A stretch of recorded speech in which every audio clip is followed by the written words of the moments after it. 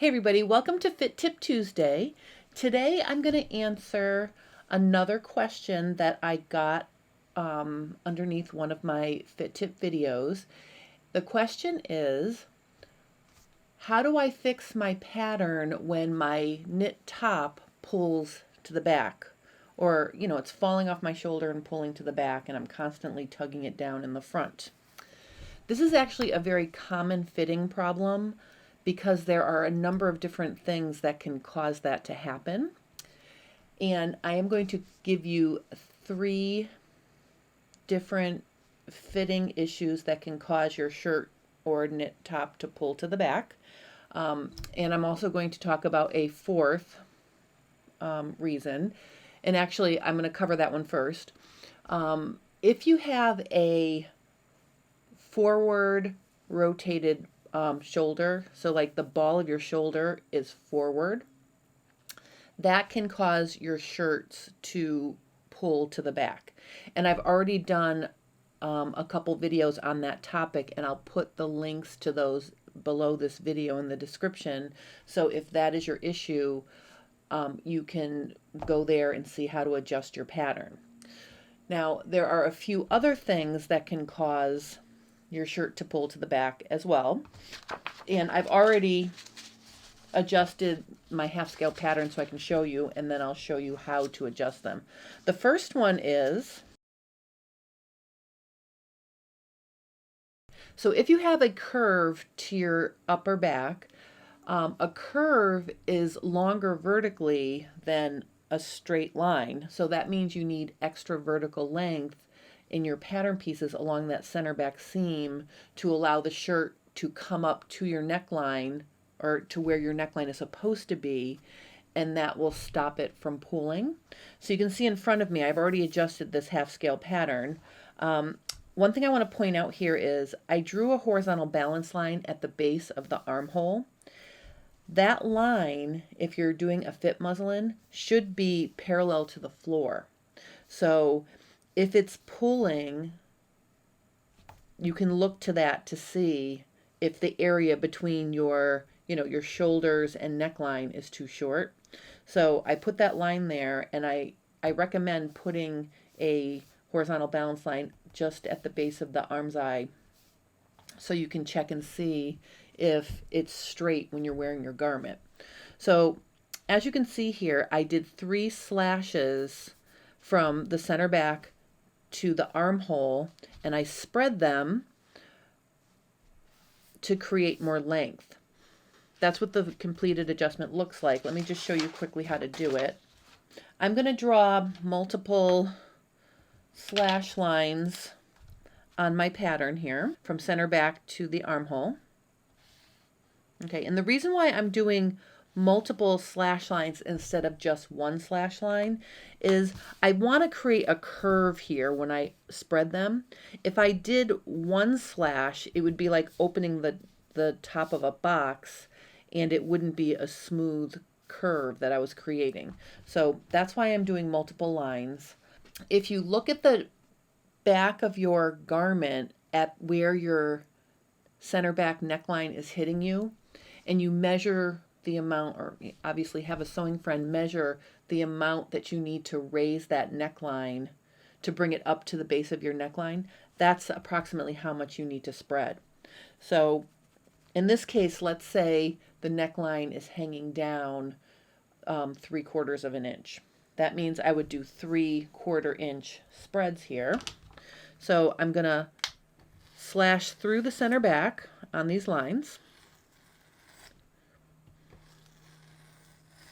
Okay, and then I'm also going to make like a little hinge. So I'm going to cut close here so I can create a hinge.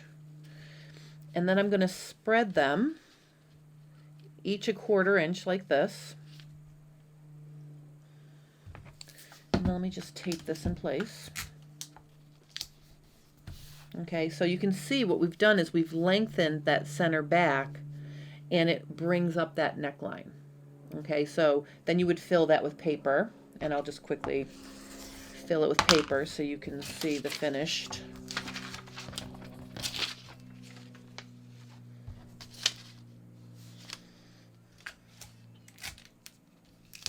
All right, so you would just tape that in place and then true up your center back edge through that area.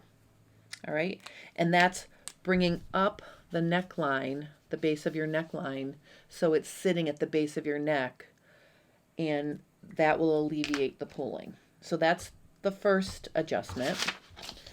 The next adjustment is if the length of your neckline is not long enough to wrap around the back of your neck, that can also cause it to pull. So here's what this adjustment looks like. Again, I have my horizontal balance line, and I drew a slash line from the armhole to the neckline, and I spread it. So what that does is it gives more fabric for the back to go around your neck and meet the front shoulder. Okay, so that's another way that you can add to your back to make it longer so it's not pulling the front to the back. So let me just show you how to do that. Okay, this is really a very easy adjustment. You're literally going to just find some place in the middle of the armhole and draw a guideline from there to the part of the neckline that starts to curve. So somewhere in the curve.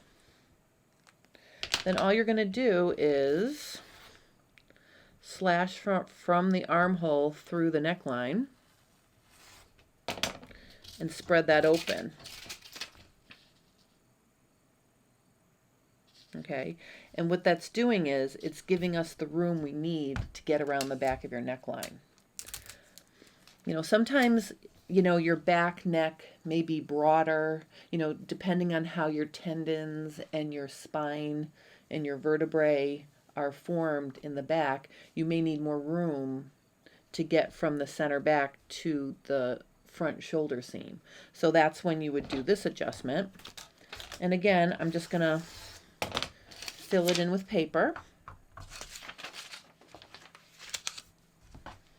Okay, and you can see again, this is adding length to my back. Okay, so that's the next option that might help you. And then finally, it could be a simple matter of the slope of your shoulder doesn't agree with you. If you have a if your shoulders are parallel to the ground practically like mine are, you can see I almost have no slope to my shoulder. So a lot of times my shirts pull because the slope is too angled down at the arm's eye. So it may work out that my neck is fine, but it's just there isn't enough fabric on the shoulder side to wrap around my upper back and shoulder to meet the front. So in that case, you would simply add, I'll just show you on this one. So you would simply add your extra that you need. Okay, and then you would continue your arm's eye up the amount you added. Now in this situation, you would also need to add to your sleeve cap because you're adding length to your armhole edge. These other two versions, you do not have to do that. There's no sleeve cap adjustment for this one because all we did was add to the neckline. Okay, and there is no sleeve cap adjustment for this one because we added length here. Let me just draw a little sleeve cap pattern here. All right, so here's my little sleeve. Okay, so this is our back, and this is our front, and here's our, let's say here's our shoulder notch. Okay, so we only added ease to the back. So what I'm going to do is I'm going to draw a slash line somewhere, you know, horizontally above my notches, and I'm going to create a hinge in the front, and I'm just going to spread that the amount that I added in the back. Okay, so whatever I added to my shoulder here, I am going to spread my cap that much. Okay, and that way the extra ease that I'm adding in my sleeve is corresponding with where I added it on the armhole. That way my notch at the shoulder is not affected. Okay, so I can keep my notch on my shoulder seam, that can stay the same because I'm adding I'm adding extra length in the back armhole. All right, and then just for ha-has, I'm gonna bring in my front and I'm gonna fold it on the original shoulder and I'm gonna line it up with my new shoulder here. Okay, and you can see that I have a nice smooth transition front to back, and all I did was add this wedge to the back. Let me color it in. All right, so see, I added this. I didn't add anything to the front, okay, but you can see I have a nice transition from front to back. All right, you always want to check, put your shoulder seams together and make sure when you change your shoulder slope that it still creates a nice C shape for your armhole. All right, so you can see that that's a happy, snappy armhole, and I have my corresponding adjusted sleeve cap to go with it. Those are 3 common adjustments that you can do to fix your top pattern if it's pulling to the back. If you have any questions or comments, please post them below and I will help you. If you have a fitting issue that you're having trouble with, please post your questions because I'm really having a lot of fun with this, answering your questions, because I don't have to think so hard to come up with a topic, you know, if I'm not working on something fitting related, you know, on a given week. So please feel free to post your questions about other fit adjustments. I hope you enjoyed this. And if you are enjoying this, remember to subscribe to my channel and click the little bell. That way you'll get notifications every time I upload a new video. And if you've been following along, on Fridays, I am doing my FabFit Friday live stream. And that's more of a project-based